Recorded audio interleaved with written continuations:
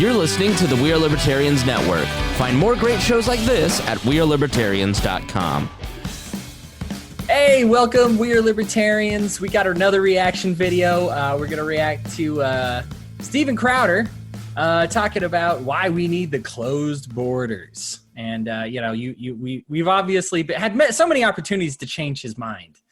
And we just apparently haven't done it yet. So we're going to play a little video from him.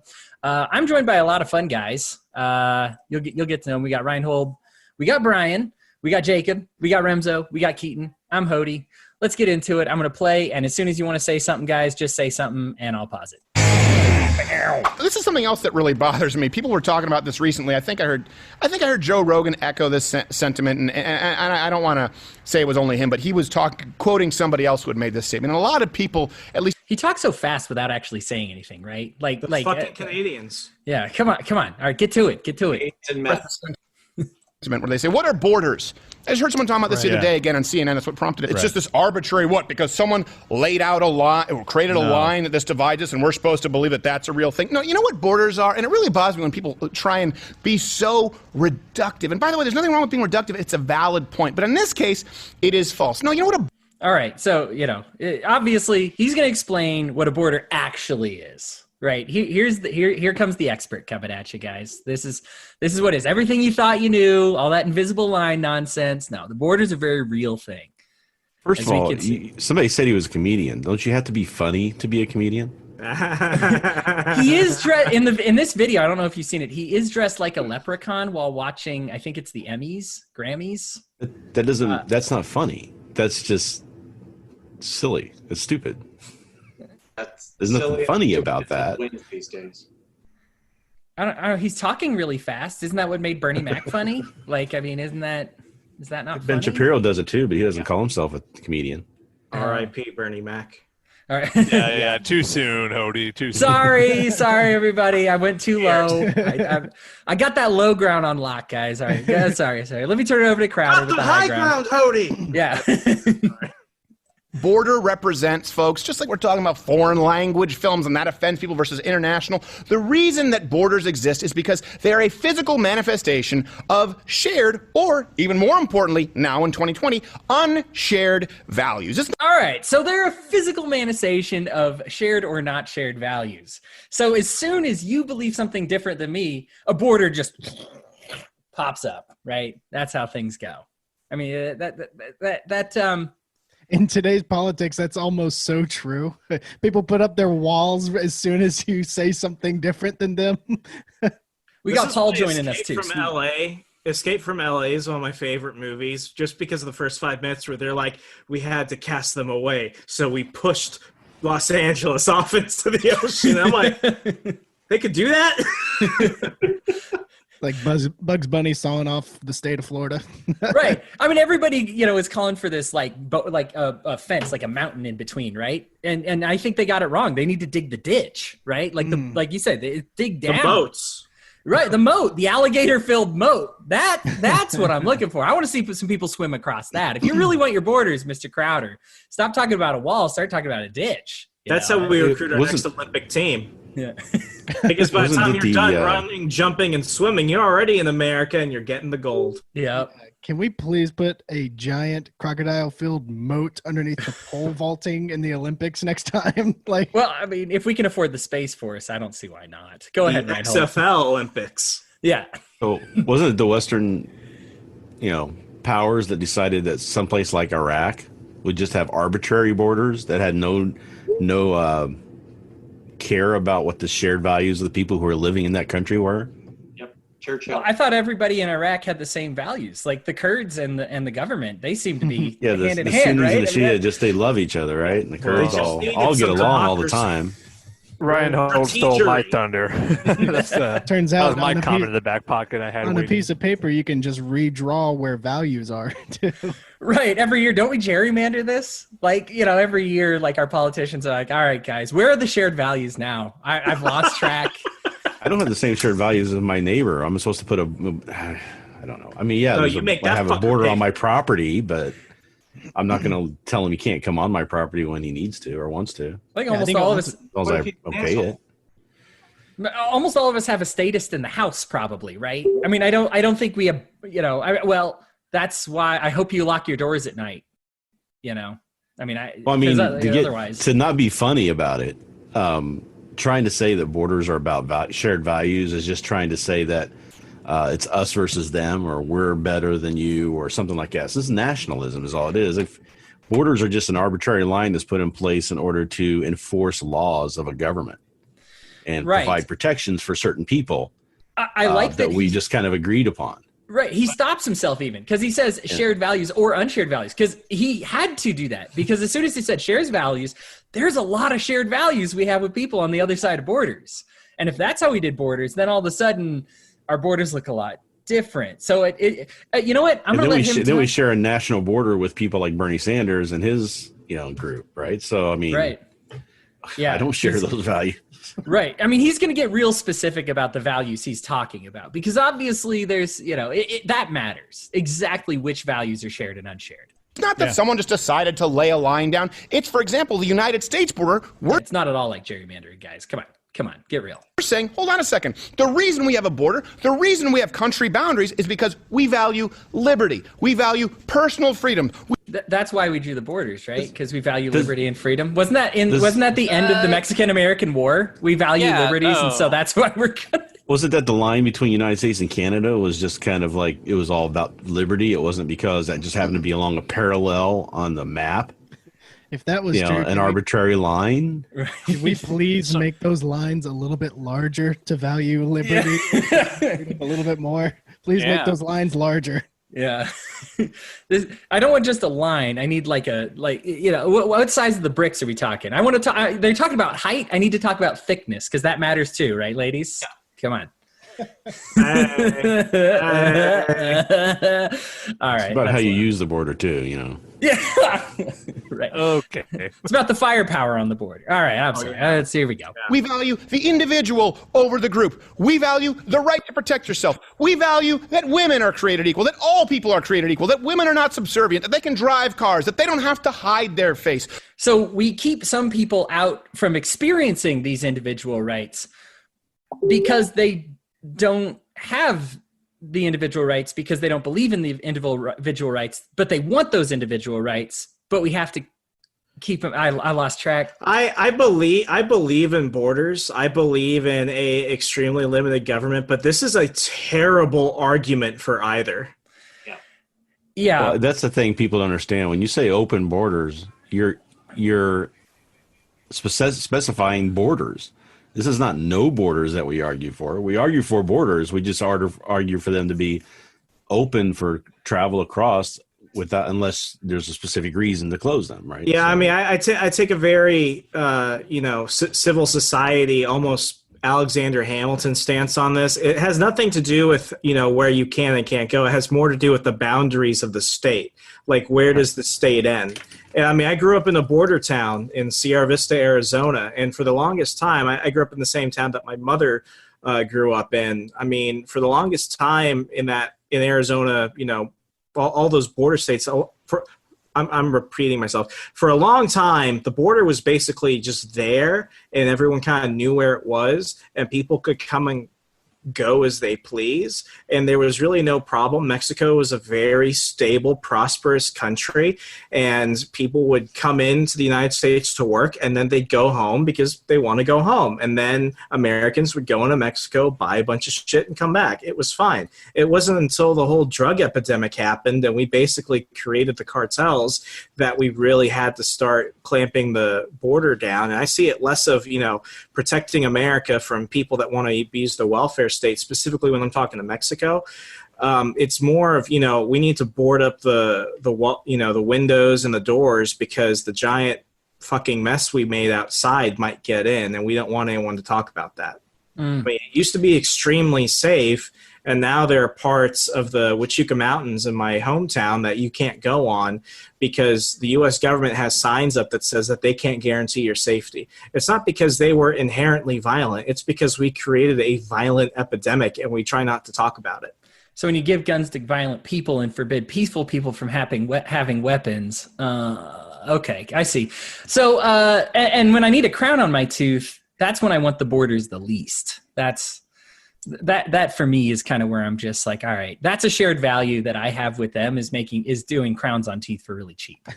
Well, and the thing too is he's trying to make the argument that if somebody comes from one of those environments, those cultures, that they're going to bring that culture with them and infest it in here and try to make it be what it is. The people, if they liked their culture, would stay there. They're coming here because they're trying to escape that culture and go to a place that has freedom and liberty and all the promises that were supposed to be given to everybody. So, and we're spending all our time invalidating all of that and all the reasons why people were coming here in the first place. I'm sorry, Hodey, I interrupted. Oh, you're good. The people who left the Soviet Union didn't bring communism. They hated communism. Like, I thought Ayn Rand was all about communism. That was my big takeaway. Sorry, go ahead.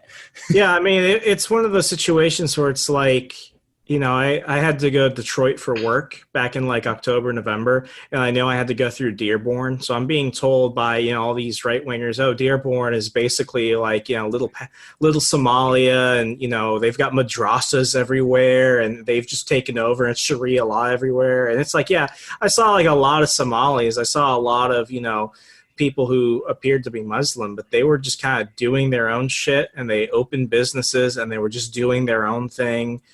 I spoke to locals who had been, you know, from the Detroit area for years, and they're like, yeah, they're there. And what about it? It's like, there's no real fucking problem.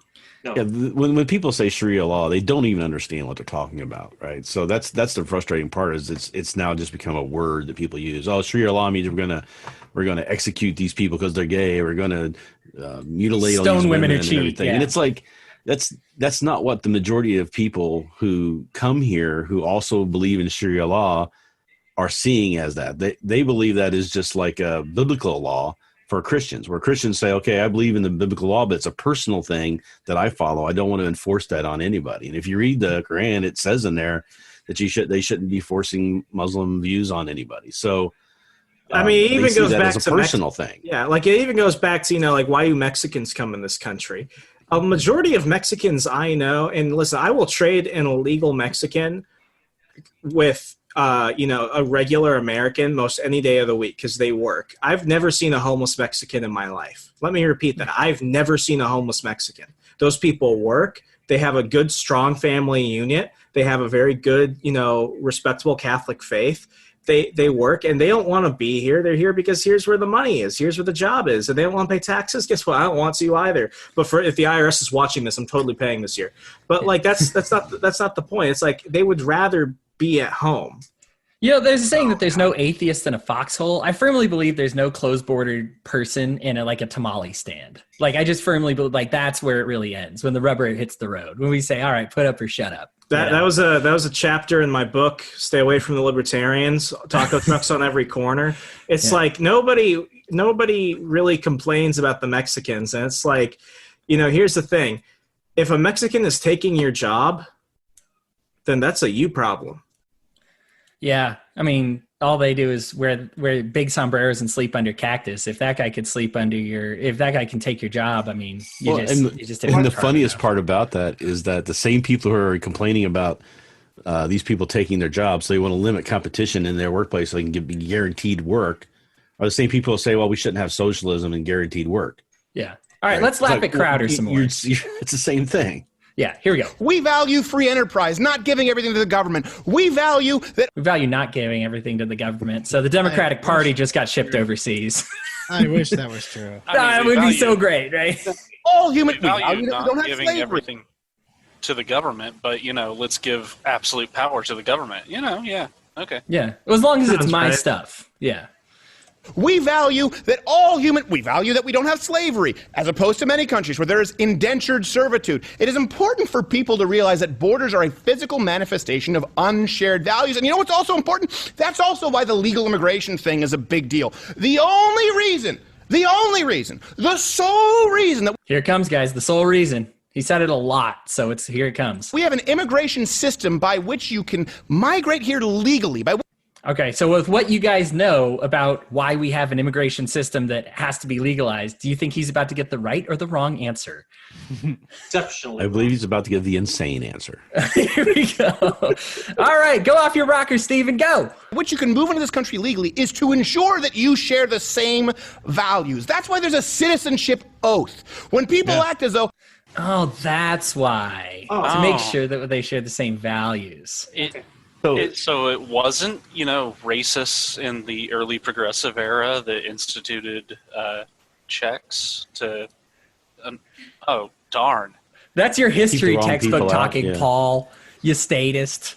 Well, and he talks about to become a citizen. I don't remember you have to become a citizen in order to come here and hang out or visit or live for a few years, right? I mean, why do you have to become a citizen to do that? Well, you don't have to in a lot of countries. A lot of countries, you can go there as a guest worker, but they actually limit you to what age you are. Because, like, if I wanted to go to Australia right now and be a guest worker, I couldn't do it unless I fit inside a list of specific jobs. If I don't fit in that list and I don't have enough money to be able to live there, guess what? You're not staying. You're going home. Yeah, but that's he's making the point that this is our shared values. Well, what are those shared values? Liberty. And individualism, and he just poops all over it by saying, well, we should limit movement and we should prevent these people from getting here and all. It's like, I'm pretty sure that my neighbors are communists. Are we going to start throwing them out of helicopters because they don't share American values? Right, but I mean, he's himself expressing an un-American value, in my opinion. He is. Of protectionism.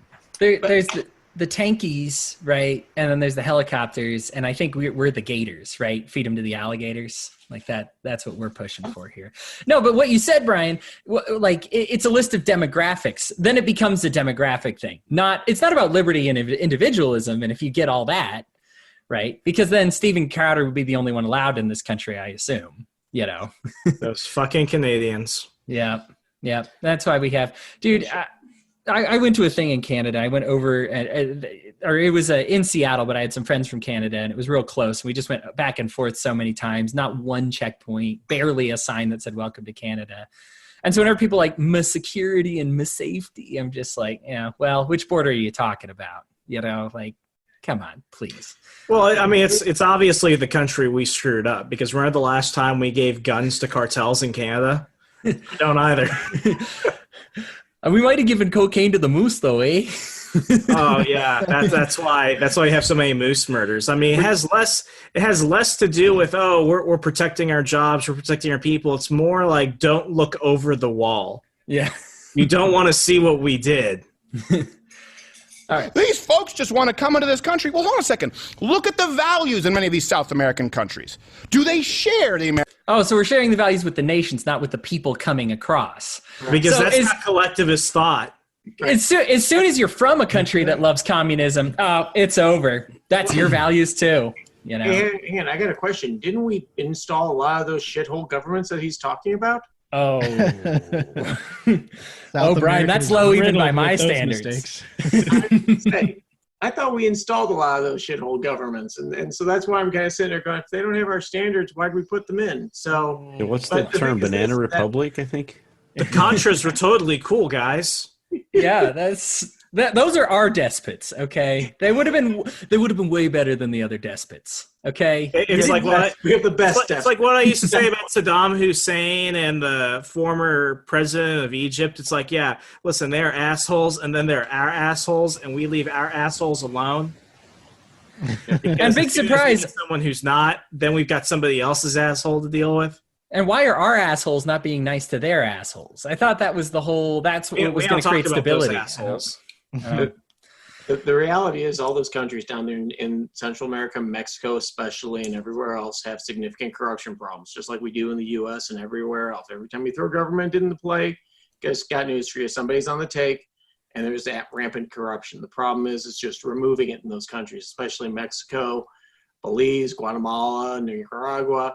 It's so endemic, and it's just expected that you just can't get out of it. So, and that's why those people want to leave, because they realize there's nothing they can do. Well, the places they're coming from, the Northern Triangle, was listed as one of the most dangerous places to live for the past 8 years.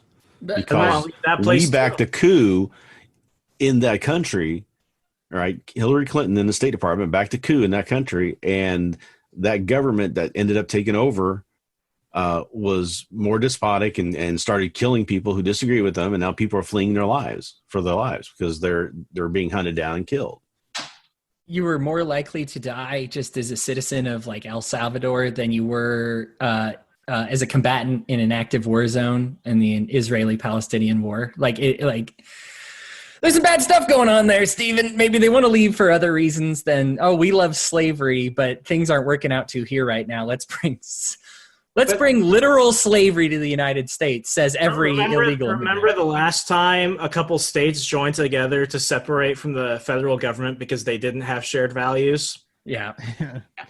It really is such a lazy argument by Steven Crowder. Like Remso was saying earlier, like you can have the idea that thinking that, and most libertarians, it's my understanding and my idea of this issue has evolved over time as I've learned more, but libertarians are not against borders.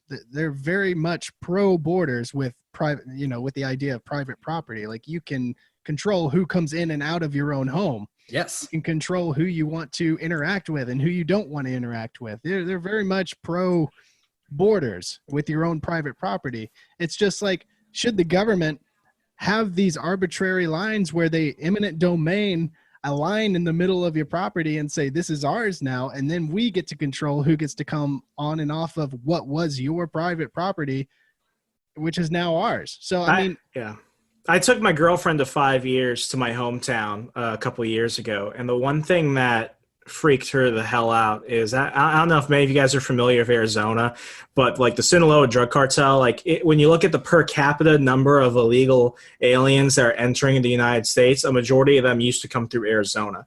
What they ended up doing was now throughout the entire state, you have these giant border patrol checkpoints where you have to stop and you have to get quickly screened by an agent.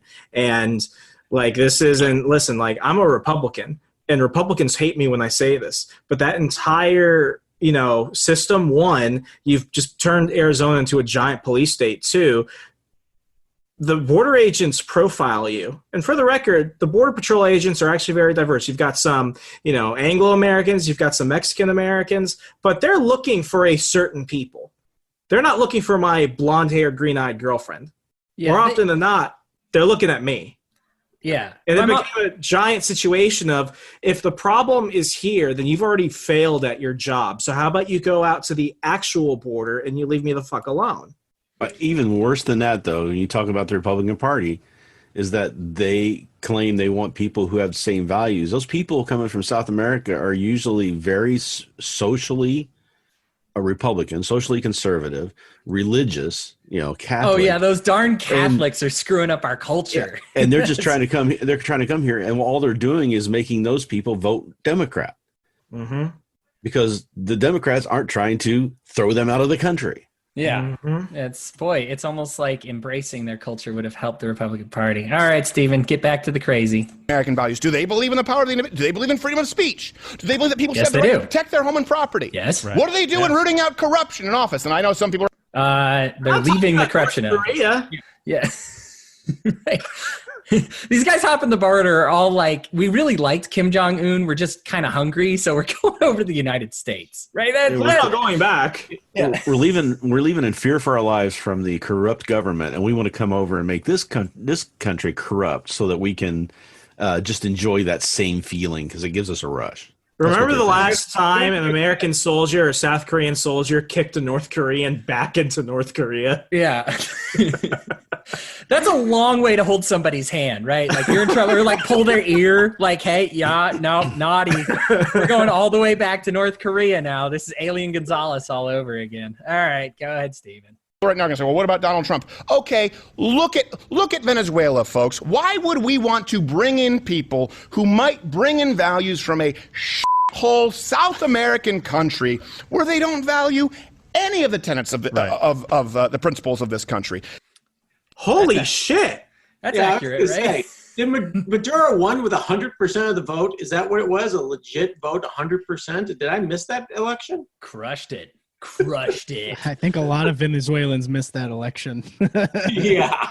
It was a huge victory. Yeah. What was it? We had We even had our own spies like in the system, and we're like, hey, they just got a result from this precinct, and there's like 20 people in this precinct, and 200 votes got cast for that guy. So just as a heads up, that might have not have been a legitimate election, right? This is like a Chicago mayoral race. Yeah. Chicago saw firsthand. Rahm Emanuel's out now. He should run in Venezuela. He could take Maduro down. And the funny part too is that they enacted their own governmental laws to basically remove to invalidate the election because it was obviously invalid, right? And we've got some certain libertarians who are trying to back Maduro and say he should still be the one in power. It's like it's not a coup. They're enacting their own laws to do a proper getting rid of corruption in government. And you're backing that. I don't understand you. I mean, if I got to get serious real quick, we had a video of a citizen who was standing up to the corrupt government getting run over by a truck because he was trying to stand in their way. How many Americans do you know stand up against corruption that hard? Couldn't we use a little influx of people that are like, hey, screw that corruption? Like, if that's really your concern, I think these Venezuelan people who are leaving instead of backing the regime are probably right up your alley. I mean, we could just look at what happened yesterday in the primaries that I don't think anybody actually paid attention to. I mean, Bernie Sanders was in the lead amongst Florida Democrats, and then after his Castro literacy program comment, that just fucking fell apart, and they gave it to Sleeping Joe. That was the dumbest thing ever. Turns out most Cuban Americans don't like Castro. Can't figure out what happened there. Isn't that odd? Isn't that? Aren't there a bunch of pro Castro people in Florida? And I thought that's what that was about. Miami was all Castro, right? Right. Yeah. Those people who are coming over on life rafts are like, all right, we're desperate to bring the message of Fidel here. And so we just No. Cuba kicked out all the illiterate ones, and then they got to the ballot box and they were confused. Biden, Bernie, it both starts with B. You know what's crazy is that is my favorite letter of the alphabet. B, so I just vote for the B's. I just think it's crazy that the entire time he's talking about, Venezuela and all this stuff, every single person from Venezuela is accountable for everything the Venezuelan government did, apparently. But in that context, I guess then, do we have to pay for the sins of our country then? Because that's a very dangerous game that I don't think we want to get into that contest. I'm not exactly ready to take account for interning the Japanese yet. You know what? I say we do. Blowing up the Iraqis in Afghanistan. Blowing up weddings. I say we didn't have our values. Yeah, the Kurds say hello. Let's all make sure that Crowder is the one that pays first, though. Yes. All right, he's first in line, right, Stephen? Borders exist as a physical manifestation of values that we share and values that we don't share. And the reason we have a system so that we can check and make sure people are coming through is to ensure that only the people who share our values and want to take part in the American experiment, and by the way, also we've already learn the language, become a part of the American culture, and appreciate American culture, are coming to this country. How we've lost sight of that now, where everyone is entitled to move into any country that they want to because we are all citizens of the world, is asinine, it's stupid, it's the kind of rhetoric that leads to obviously silly, meaningless decisions like switching foreign film to international. But all right, I'm gonna pause it there. Okay. Has this man ever been to the fucking southern border? Yeah. Just one thing before we move on to what he just said, but he when we started replaying that, he said something else that just really boggled my mind that he got away with. When he said borders are our shared values and our unshared values. What does that mean when it's the exact opposite of what you're just trying to say, right? We want people who have our shared values, but we also, borders are about unshared values. You're completely contradicting yourself, and no one calls you on it. What I want to know is what exactly is American culture? Because, Kentucky culture here is way different than even Indianapolis culture or San Francisco culture. Yep. Like there's so many different cultures in the United States. It's just amazing that for your token, trad conservative, it's like, why do we have states? It's like saying I'm not allowed to leave California if I was in California because I might not be 100% on the values of Kansas or something. Right. Oh, I'm in Republicans Utah. will say that's a good thing, so you don't go into Texas and take over Texas. I was about to say, if you're in California, because of like shared values. Yeah, you're not allowed to leave or unshared values. It might be Yeah. unshared values that create that border too. Right? Greetings from Salt Moat City out here in Utah. He's talking about, should we let everybody in here? I'm like, that's what made this country what it was. We had open borders for the most part, except for a period of time where they were trying to keep the Chinese out. But other than that, we were letting people in, and we were sharing our experiences and becoming a better person, a better organism. That's why you don't have relations with your own family members. You branch out. You have your tree has branches on it because you've never been to West Virginia. Sorry, West Virginia. Sorry.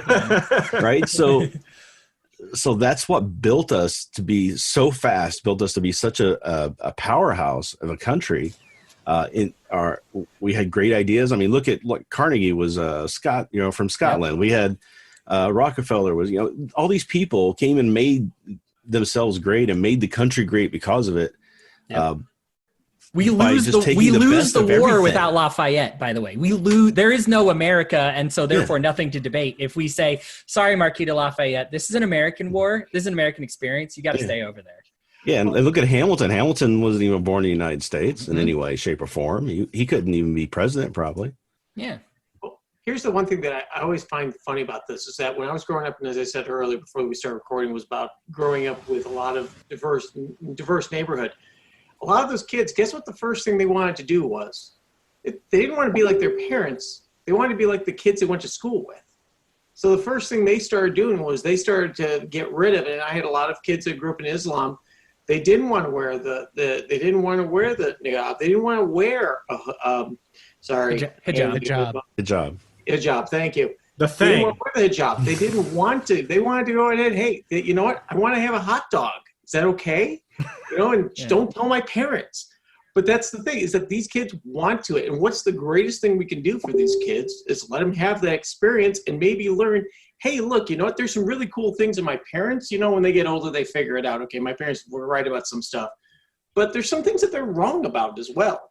How weak is your culture and religion? They're never going to experience that. Right. How weak is your culture and religion if the guy that you let come in to open a hot dog stand or like taco stand manages to convert you to Catholicism? Like your Mormonism is so bad that the taco stand guy was just, it's like, oh, well, there goes Mormon culture. The taco people took over and now we're Catholics. Hell of a taco he made. Yeah, it was just, and it convinced, and all my kids went to his stand. I couldn't control it.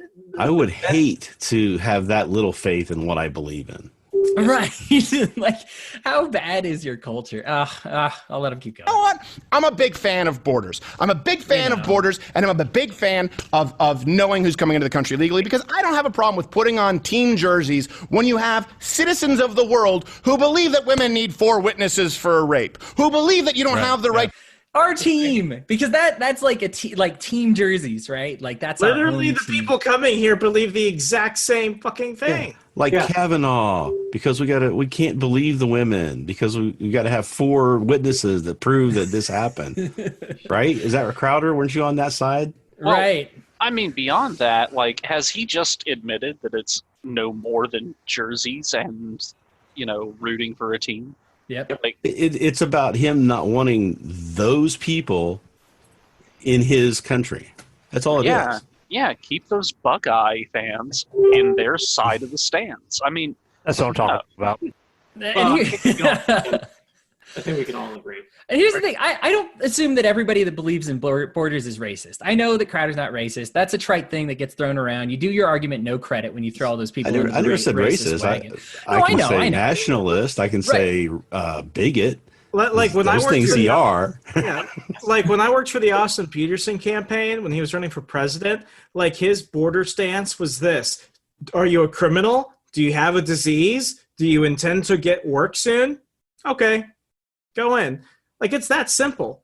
Right. When you go to Arizona and you're near Nogales, they're not asking you to recite the preamble of the Constitution. They're asking you, do you have a passport? Are you a criminal? What are you doing here? Okay, bye. There's no values test there. The reason this issue is such a slippery slope is because of the size of the state that we're in now. The size of the government that we're under right now is completely ridiculous, and the size of the welfare state is completely ridiculous.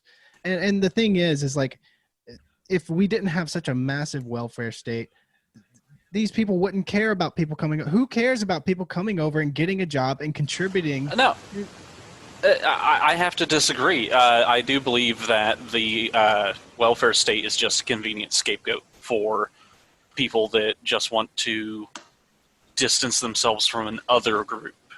It's the same xenophobia that we've seen throughout history. We're just seeing it now.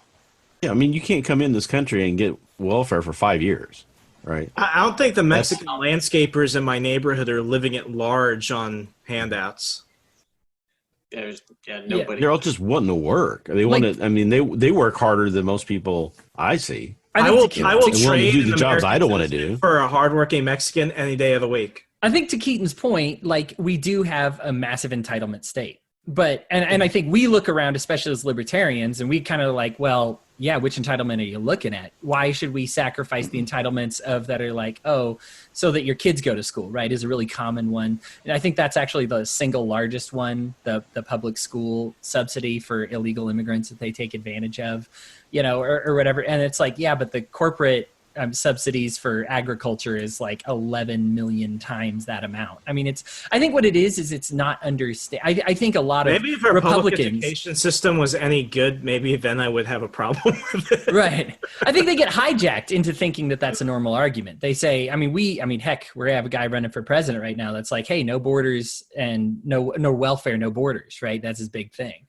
And it's like, you know, we have to end one first. When I think with economic literacy, you understand, and like, this is supposed to be a funny video, so I don't want to get into like non-discretionary spending and what all that means. But essentially, that's not the way it works out, right? And ultimately, these people bring in a lot more than a lot more good things than bad things.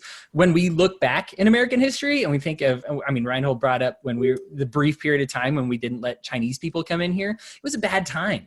Right. And so all these are bad times. We have good relationships with Canada, and it's largely open borders there. Utah has good relationships with Wyoming, largely open borders there.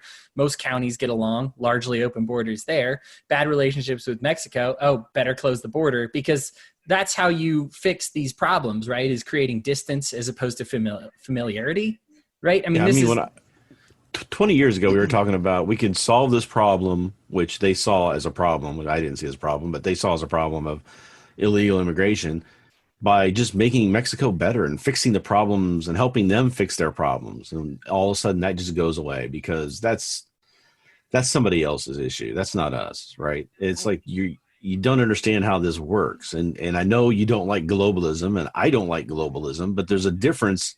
There's a space in between globalism and nationalism that people need to start sitting in and existing in, instead of trying to go to these extremes of either side, which both of them are authoritarian and awful. Right. But to clarify what I was earlier saying too, I wasn't saying that the immigration, those that are immigrating over to America are coming here just to get on welfare.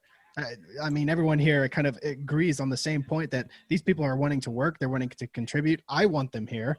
It's just the same. It's just, this is one of the things that I'm constantly trying to evolve and gather more information and form an opinion is one of these things has to go first. It's either borders or it's either welfare state. And when you have one side of the political aisle arguing for unlimited health care, you literally had a guy running for the Democratic Party to give $1,000 to everyone in the country. It's just like, if you cannot have a border flooding people in and also have an entire government program dedicated to giving everyone free health care, dedicated to giving everyone literally free money on a UBI program, those two things cannot coincide. Sure they can. It just gets really expensive potentially. I was going to say. It just gets expensive and people go, wait, we can't afford this. We better cut back on doing this stuff. You're not going to convince people to give up welfare programs and all these other government programs by keeping people out. That's never going to happen. So, well, I guess it comes down to what's an easier sell. But here's the thing. When you look at the numbers, Sterilization. It's not even about sell. It's about the facts. So the people who are coming in that are actually a net economic benefit, right? We end up making more tax money off of them than, say, second or third generation Americans. Because second or third generation Americans are, it's the entitlement to it. They feel like this is their deal. They should be able to do this and do that. They don't have to work. And I don't want those types of jobs. And I'm just going to collect unemployment, and I'll get this art program degree that's going to do nothing for me. So they're the ones that end up costing us more in our tax revenue being paid to help take care of them than the people who are coming in illegally or legally. I do want to, and we'll move on. I'm going to let Stephen go here, but I think one of the issues is, would more people come in if we just completely stopped trying and opened our borders? And would more destitute people come in? Yeah, probably. But what Rhinehold said, right. But also, I think, like, I'm trying to kind of get a middle ground here so we can move on. I think the thing is that creates a problem that we should solve, that problem, and not the problem of freedom of movement. That's the better problem to be solving, is these economic woes that get created because we allowed freedom of movement.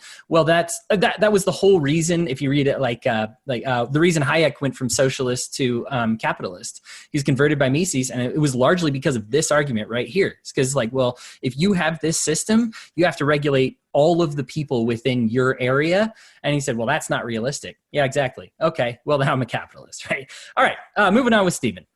To speak out against the government. You know what? I'm glad that we have a dividing line, and I'd like there to be a wall. How about that? Hey there, YouTuber. If you like this video. He said the F word. I didn't like that video. Okay. Hey, if you like this video, please subscribe. I like Stephen Crowder. He's one of those guys like Ben Shapiro, where if he actually goes issue by issue, he's 75% libertarian. But that's not what libertarianism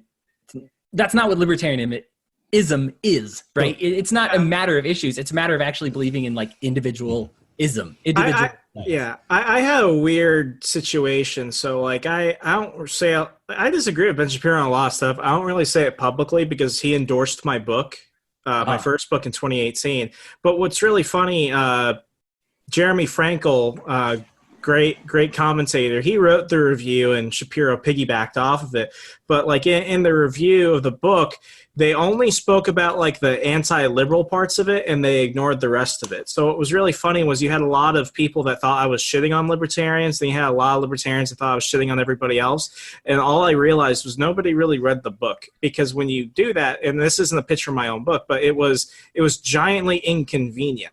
And that's the thing about it. They want to have all their cake and eat it too, but what they realize is that the cake is on the floor, and oh shit, they just gave a bunch of guns to the cartels. So this whole thing, the whole border, and as I mentioned way earlier on, there was never a problem until we started instilling crime. Because last I checked, all the money and guns were going one way, and all the drugs and human trafficking was going the other way. And we don't like to talk about that because it's drastically inconvenient. No, it's a great point.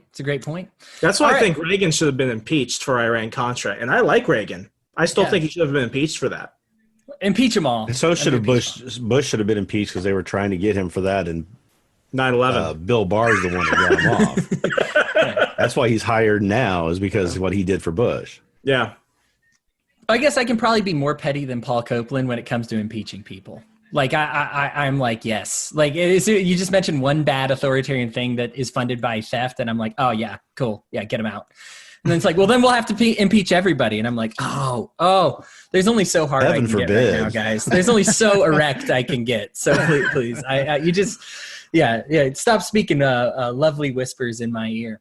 Any final disses? Anything you've been holding back on, Jacob? You've been so quiet and so nice. I want to hear you be mean. No, I've just been absorbing everything. Every time Rhinehold talks about history, I learn 100 new things I didn't know. So this wasn't meant to be informative. This is meant to be funny. Well, I can't help it. Yeah, so a little bit of sniping here at the end. I notice liberal Rhinehold shows up the moment we're mocking the conservatives, so I find that funny. He missed the AOC roast earlier. Rhinehold, this is only going to contribute to you being a socialist. This is only going to contribute. Good to say about the Green New Deal, trust me. Awesome. Well, guys, thanks again for coming in. Thanks for tuning in, everybody. Patreon people, love you. Kisses. Thanks again. We will do more reaction videos next week, so I hope you enjoyed it. You're listening to the We Are Libertarians Network, and you can find more great shows like this at wearelibertarians.com. Shows like We Are Libertarians with Chris Spangle, The Brian Nichols Show, The Boss Hog of Liberty, Now Hear This with Chris Spangle, Gingerarchy with Tricia Stewart-Mann, and our training podcast, Upward, Libertarian Activism. All of these shows are supported by our patrons. If you'd like to become a Patreon member, visit wearelibertarians.com. Thank you so much for listening to this show.